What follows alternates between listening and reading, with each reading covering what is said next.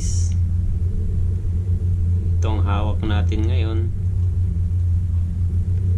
ito ay accessories ng charging cradle ng Bose speaker natin. Ating bubuksan na guys. Titingnan natin kung anong stuff natin dito sa loob.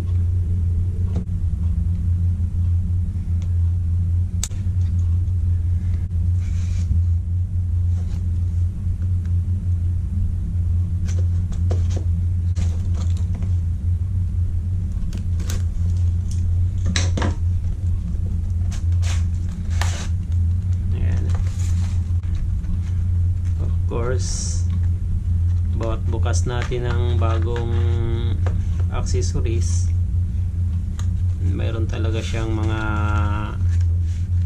manual. Ayan. Mostly sa lahat ng mga accessories ng mga bagong bukas, hindi mawawala yung mga instruction. Ito na guys. Ito na yung laman sa loob, yung charging cradle ng Bose Revolve natin. Ayan na guys. Actually guys, wala tayong makita ngayon na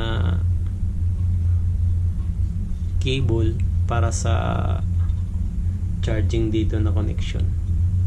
Baka siguro hindi kasali sa item mong pagbili mo ng ganitong accessories. Bali itong backside nya, ito medyo rubber siya para sa mga slippery na mga area. Hindi siya masyadong na-slide. Ang ganda pa niya, ang tigas niya, hard talaga siya. At saka chine-check na natin talaga, wala talaga siyang kasamang cable niya. So kinuha ko na lang yung charger ng Bose natin, kakabit natin dito guys.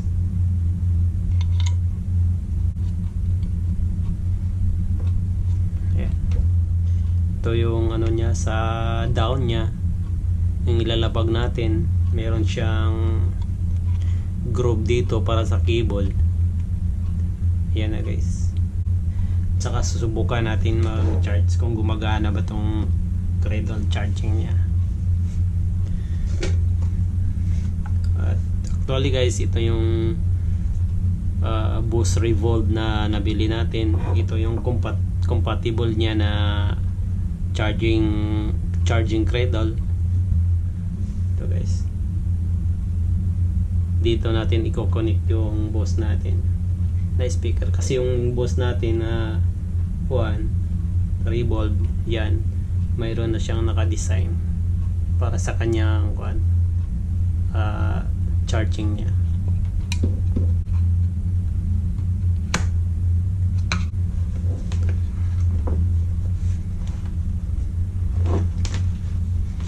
Yan, ito na yung forma niya guys, yung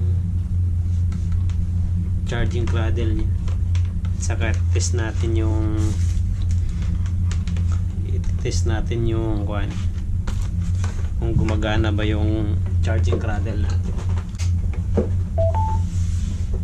Ayan, ito na yung sign na gumagana talaga yung nabibili natin na charging cradle ng Bose. Lulubat na yung speaker mo, dito mo na lang siya ilagay diretso pagcha-charge na. Ayan. Okay guys, thanks for watching this video. Like and subscribe my channel, and thank you.